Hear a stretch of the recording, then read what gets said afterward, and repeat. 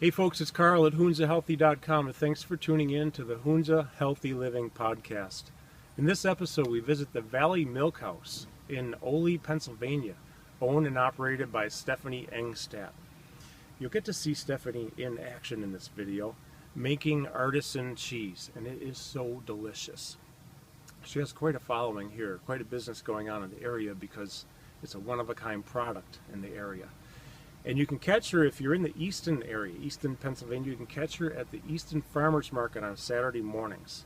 Also, be sure to look her up online at valleymilkhouse.com. And you can also look up Valley Milkhouse on Facebook. Be sure to like her page there. She's going to talk about what she does, the process of doing it, where the milk comes from. She's dealing with two different farms, sheep's milk, cow's milk. Both organic farms. Going to talk about how the animals are raised, what they're fed.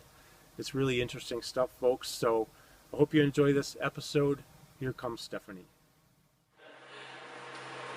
I am with Stefanie Angstadt of the Valley Milkhouse, and it's great to be here. I've never been in a creamery before, but what are you doing here today? I'm rolling logs of fresh sheep cheese. Awesome. And I roll several hundred of these every week. But this is people's staple. They love this cheese. They buy it every week and they use it for everything. That's great. That's great. So you are, of course, what brings me here is the Easton Farmers Market connection. And I understand you just started up there this year in June, right? That's right. I just started about 2 months ago. Selling my cheeses there at the Easton Market, and I couldn't be happier about it. It's the best market. From a producer's perspective, it's absolutely the best market to get into. Well, I know they're real happy to have you there too. So, before we started the camera rolling here, you and I were talking a little bit, and I'd love to know more about, the thing I'm most interested in, and I know you want to share this, is where does the milk come from? And like what the animals are fed. We'd love to learn about that. I work with 2 local dairies for my milk, and they're both 100% grass-fed dairies. Even in the winter, they get fed sprouts. They never get any grain, so they're really, really healthy animals because they are eating exactly what their body is designed to be eating, and they're out on grass every day. I think one of the coolest things about the cow dairy that I work with is that they actually rotate their animals in the summer every 8 hours. They get fresh grass. So these are really happy cows. They never go hungry. Yes.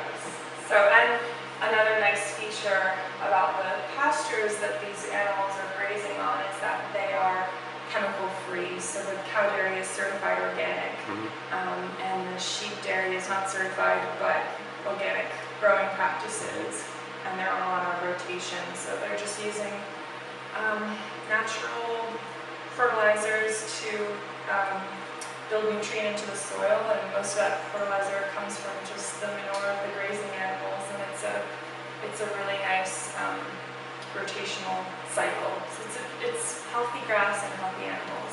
Yeah, that's great. Well, I think it affects obviously the flavor.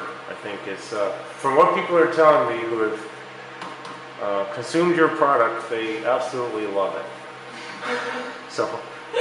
Yeah, it's amazing. I think as a cheesemaker, rather than just as a milk consumer, I'm really sensitive to the quality of the milk. So I've spent some time observing how the cheese, that final cheese is affected by things like lactation cycle in the animal, but also which pasture they happen to be grazing on that week. And it's amazing how the milk is richer, it has more protein, more solids when the animals are on certain pastures over others based on what they're eating. So the fluctuations in the quality of the milk are really as sensitive as those changes in Wow, no the kidding. movement of the pasture.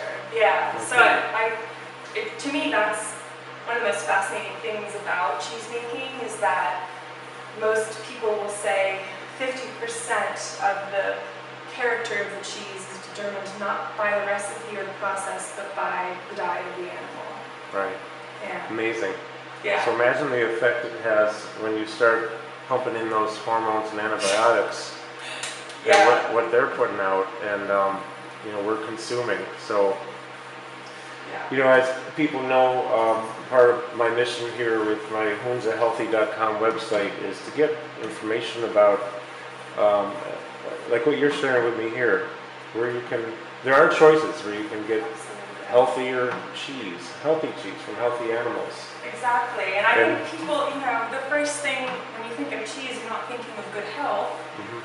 It's actually somewhat of an indulgent food, I guess I would say, but part of my motivation for starting this creamery in this particular area was that I feel we have amazing vegetable growers and egg producers and meat producers, but there was no local high-quality cheese being made. Right.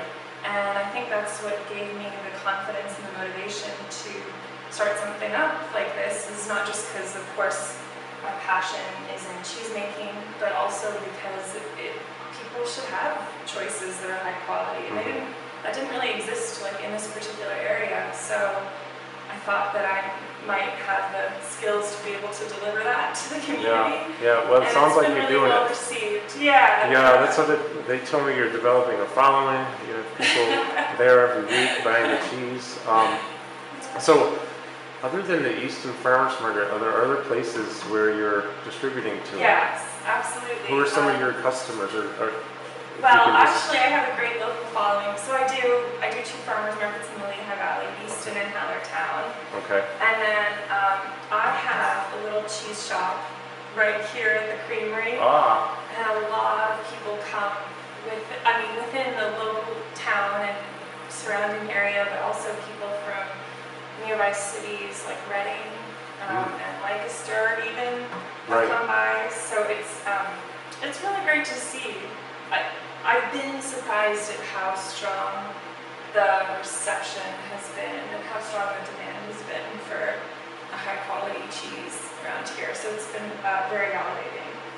And I'm also selling to restaurants and starting to talk to some cheese shops locally and Philadelphia, New York, and great. And, so maybe expanding out sometime here in the future. Yeah, but what's nice is that right now everything that I'm producing, I'm selling, within this county or a few counties away. So it's as long as I keep doing that, I'm going to keep doing that. But I'll probably get to the point where I need to achieve a little bit more scale to make the business work, and so then I'll have to consider going to urban centers. But for right now, I can sell everything in Pennsylvania, and that's awesome. A lot of people ask me about New York, and I just tell them I don't have to be there yet. Yeah, right. And I'd rather not, if I don't have to. How exciting that there's enough local demand that I don't have to travel too far for it. So Easton's the farthest I go. Okay, that's great. Yeah. So Stefanie, what about quality versus quantity? I know that on the occasion that I get to eat really high quality cheese, it doesn't seem like I need as much to take me as far. That everything goes further. Do you ever get comments like that from people? Yes, I do, and it's I like hearing that feedback. A lot of people come to me and say that they really savor every bite of the cheese that they bring home, and so they don't need to buy as much of it because they derive a lot of satisfaction from just a few bites. And I think, there's something to be said for quality over quantity here. Absolutely. This is not a volume cheese that you sit down with cheese and crackers and just go for it. It's really a tasting cheese, and it's nice to hear that people have built rituals around, getting a bottle of wine and sitting down with their family and tasting it and deriving a lot of pleasure from eating really good food. Well, I know I just had one sample of that cheese about 5 minutes ago and I still taste it. Do you? Yeah. It was delicious. That's great. Well, that answers that question. The other thing, going back to the source of the cheese, we talked a little bit about the animals, quite a bit about the animals and what they're fed. You're dealing with 2 different farms, right? That's right. Can you tell me about those? Sure. Yeah, I work with a cow dairy that produces pretty high volume of grass-fed cow's milk, and I'm a very small customer in their world. They sell most of it to Natural by Nature for organic fluid milk, and I come and pick it up a few times a week for my cheese making, but they're so happy to have me because I'm their most appreciative customer. So yeah, the cow dairy, which is right in this county, pretty close to here, and then I also work with a sheep dairy for sheep's milk. I'm very partial to sheep's milk because I think it's just the sweetest and tangiest and richest milk. So it's the best for cheese making, really. And you blend the 2, right? You have various blends? I do. I work with blends. I just think that it brings a really nice balance because, of course, the Jersey cow's milk is very sweet and the sheep's milk is a little tangy, and that seems to be a very nice combination for these cheeses that I like to make, which are mainly French styles of cheeses. And people love the blends, and some people are partial to one or the other. Some people they don't have a taste for sheep's milk and they love the cow's milk brie. Some people have told me that they're not so great with digesting cow's milk, and so they go for the sheep's milk cheeses, and that's nice too. And the blends are good for people who are happy either way and just want a nice balance. Oh, that's great. That's great. Well, I know I've learned a lot here today, and I appreciate you giving your time to me and letting me come into your operation here. This is great. Anytime. It's nice chatting with you. The cheese is delicious, folks. If you're at the Easton Farmers Market, you gotta go to Stefanie's booth, or just find her. We're gonna have your website scrolling across the bottom of the screen, so people have that, and they can direct some traffic there. Awesome. So, thank you. Great. All right. You're welcome. Thank you. It was my pleasure. And let's get you some cheese. That sounds really good. All right. Thanks again. Over and out, folks. Have a great day.